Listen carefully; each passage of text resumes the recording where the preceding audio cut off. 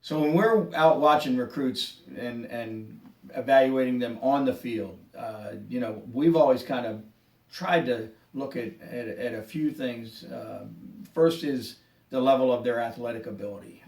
That's going to certainly influence very heavily what level they can play at. But all these things are in a mix, and a player with less athletic ability, but a higher skill set, can maybe play at a higher level than than you might normally think for someone with that athletic ability. But athletic ability is one. Their lacrosse skill set is another. How well they handle the ball, how hard they shoot, how accurately, that kind of thing.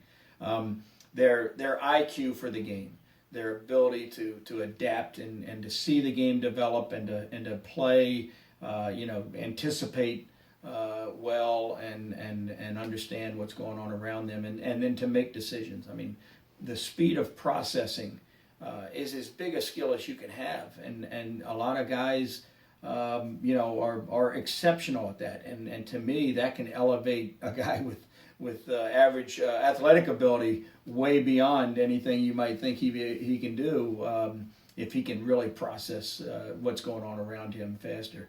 And that includes how quickly he learns, how well he learns in a practice environment, or can take instruction and change something that he needs to develop or change. So that skill, while it's hard to see that when you're watching a kid play on the field, it's something as you get to know a recruit and as you develop a relationship with him, and as you talk to his coaches and teammates and so forth, that's something that starts to fill out the picture for a recruit.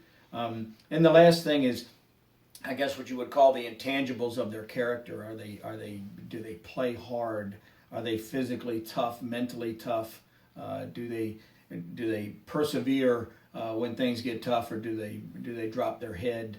Do they encourage teammates, and do they have good relationships on the field with coaches and players and officials and everybody?